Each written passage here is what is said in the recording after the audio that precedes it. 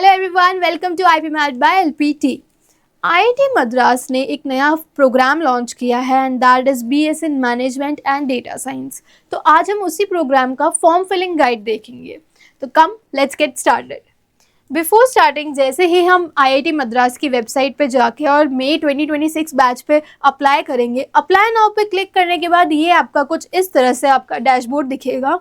Sign in with Google करना है आपको। जैसे ही आप साइन इन विद गूगल करेंगे, आपकी जो मेल आईडी है उससे साइन इन करना है आपको। साइन इन करने के बाद में ये आपका एप्लीकेशन स्टेटस दिखेगा। आपको करना है continue editing your application form पे क्लिक। उस पे क्लिक करने के बाद में आपको ये दोनों पॉइंट्स पे क्लिक करके पहले इसको पढ़ लीजिएगा, ये इंस्ट्रक्शन को पढ़ लीजिएगा। फिर इन दोनों पॉइंट्स पे क्लिक करने के बाद स्टार्ट करना है। स्टार्ट पे क्लिक करने के बाद आप क्या देखेंगे, आपसे ये पर्सनल डिटेल्स मांगेंगे। पर्सनल डिटेल्स आपको ऐड करनी है अपनी। सबसे पहले आपको अपना एक प्रोग्राम चूज करना है, जो प्रोग्राम के लिए आप अप्लाई कर रहे हैं। हम कर रहे हैं BS in management and data science, तो हमने वही चूज किया है। उसके बाद एप्लीकेंट्स फुल नेम, आपको अपना फुल नेम डालना है। जैसे जैसे आप अपनी डिटेल्स डालेंगे, आपको साथ साथ में येलो वाले जो इंस्ट्रक्शंस दे रखे हैं वो पढ़ते भी रहने हैं। उसको ध्यान में रखते हुए ही आपको फॉर्म फिल करना है। उसके बाद अपना एप्लीकेंट्स फुल नेम ऐड करने के बाद आपको डेट ऑफ बर्थ ऐड करनी है अपनी। आपको जेंडर चूज करना है अपना। उसके बाद आप क्या देखेंगे, ये आपसे पूछेंगे कंट्री ऑफ सिटीजनशिप। अगर आप इंडियन हैं तो इंडिया, और अदर्स तो आप वो ऐड कर लेंगे। फिर आपसे ये आईडी टाइप मांगेंगे। आपकी आईडी टाइप में आप क्या ऐड कर सकते हैं, अपना आधार कार्ड। ये आपसे आईडी प्रूफ मतलब वेरिफिकेशन आईडी मांग रहे हैं, तो आप उसमें आईडी प्रूफ में आधार कार्ड प्रूफ दे सकते हैं, या पैन कार्ड, या अपना ड्राइविंग लाइसेंस आप चूज कर सकते हैं, जो भी आप देना चाहें। तो फॉर एग्जांपल अगर आपने आधार कार्ड चूज किया तो आपको यहाँ पे आधार नंबर डालना पड़ेगा। आईडी नंबर पे अपना आधार कार्ड पे जो 12 डिजिट का आधार नंबर होगा वो ऐड करना रहेगा। उसके बाद में कैटेगरी चूज कर लेंगे अपनी। कैटेगरी चूज करने के टाइम पे अगर आप जनरल है तो जनरल कैटेगरी डालेंगे, और अगर आप SC ST EWS या OBC कैटेगरी से है तो आपको उसके डॉक्यूमेंट ऐड करने रहेंगे। किस लिए, ताकि आपको जो फीस और आपके कट ऑफ्स में आपको एक एडवांटेज मिल सके, उसके लिए आपको उसके डॉक्यूमेंट ऐड करने रहेंगे। अगर आप SC ST OBC या EWS कैटेगरी से बिलोंग करते हैं तो ही, जनरल वालों के लिए नहीं है ये। उसके बाद आपको क्या करना है, ये आपसे पूछेंगे कि आपने JEE एडवांस के लिए अप्लाई कर रखा है या नहीं लास्ट 2 इयर्स। अगर कर रखा है तो यस, नहीं कर रखा तो नो। उसके बाद आपसे पूछ रहे हैं कि पर्सन विद डिसेबिलिटी है या नहीं, और है तो कितने %, और उसके डॉक्यूमेंट्स भी अपलोड करने रहेंगे। और अगर आप है यस तो यस, एंड इफ नॉट तो आप नो चूज करके और आगे प्रोसीड कर सकते हैं।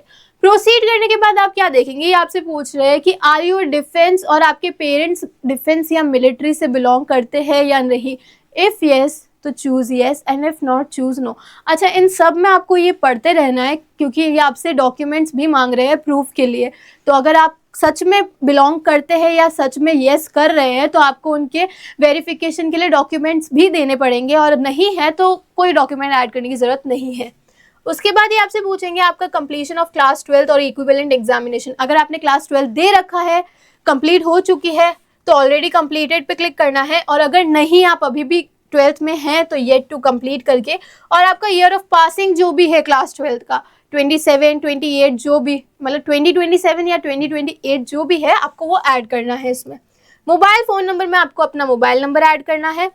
उसके बाद ये आपसे बोल रहे हैं कि जो भी आपने इन्फॉर्मेशन अपनी दी है, जो प्रोवाइड की है इन्हें पर्सनल डिटेल्स, वो सब करेक्ट है, और कुछ भी उसमें आपने झूठा नहीं ऐड कर रखा है।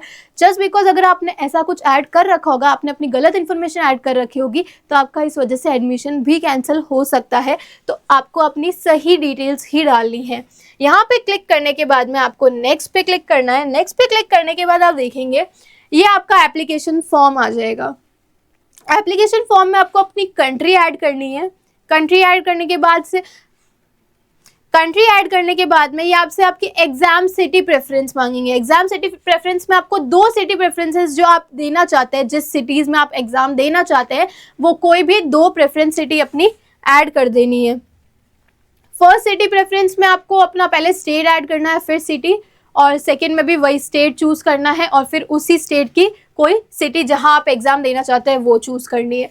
उसके बाद में ये 3 पॉइंट्स दे रखे हैं, इसको आप एक बार पढ़ लीजिएगा। इसमें कुछ नहीं, यही दे रखा है कि जो भी आपने सिटी चूज़ की है वो आपको अलॉट होगी, किस लिए एग्ज़ाम सेंटर के लिए वही अलॉट होगी, और अगर आप चेंज करना चाहते हैं तो बाद में नहीं कर पाएंगे, तो आप उस अकॉर्डिंग ही आपको वहाँ जाकर एग्ज़ाम देना पड़ेगा। तो आप उसी अकॉर्डिंग अपनी सिटी चूज़ करिएगा। चूज़ करने के बाद में भी अगर जो आपने एग्ज़ाम सेंटर है वो कहीं भी आ सकता है उस सिटी में, नॉर्थ साउथ ईस्ट वेस्ट, तो आप उसमें कोई चेंजेस नहीं कर सकते, आपको वहीं एग्ज़ाम देना होगा। और वो सिटी की कैपेसिटी भी चेक करेंगे, उसी के अकॉर्डिंग आपको जो एग्ज़ाम सेंटर है वो अलॉट होगा। उसके बाद में ये होने के बाद आप I have read the about terms and I agree to them पे क्लिक करके और नेक्स्ट पे क्लिक करेंगे। नेक्स्ट पे क्लिक करने के बाद आप ये देखेंगे कुछ टर्म्स एंड कंडीशंस इसमें आपको दे रखे होंगे, just for your general knowledge, ताकि आपको पता रहे क्या क्या टर्म्स एंड कंडीशंस हैं। वो देखने के बाद में आप क्या करेंगे, आप इसमें भी वापस वही I have read the about terms and I agree to them पे क्लिक करके प्रीव्यू फॉर्म कर देंगे। प्रीव्यू फॉर्म करने के बाद में आप क्या देखेंगे, आपका जो पूरा फॉर्म जो आपने अभी तक फिल किया वो सारा फॉर्म यहाँ पे आपकी personal details, exam city preference, सब टोटली वो सब यहाँ पे आपको शो होगा।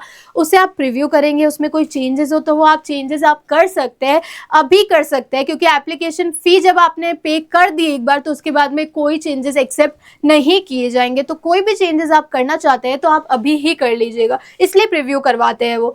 तो प्रीव्यू करने के बाद में अगर कोई चेंजेस नहीं है तो आप ये आई हियर बाय डिक्लेयर पे क्लिक करके और सबमिट फॉर्म कर देना। सबमिट फॉर्म करने के बाद में ये पेमेंट पेज आ जाएगा जहां से आपको अपनी फ़ी पे करनी है। और जनरल कैटेगरी के लिए फ़ी है ₹4000, SC ST EWS और OBC कैटेगरीज के लिए फीस सेम नहीं होगी, उनके लिए थोड़ी कम होगी as compare to general category, क्योंकि जनरल कैटेगरी के लिए फीस 4000 है। उसके बाद आप क्या देखेंगे, आप अग्री एंड पे पे क्लिक करेंगे और आपकी जो एप्लीकेशन फ़ी है वो पे कर देंगे। जो भी आपका मोड ऑफ पेमेंट होगा आप कर सकते हैं, जिससे भी आप करना चाहें। So I hope you all have understand how to fill the forms. Also stay connected with us on our Instagram and Telegram channel for all the latest updates. Thank you, and do let us know in the comments if you have any doubts regarding this video.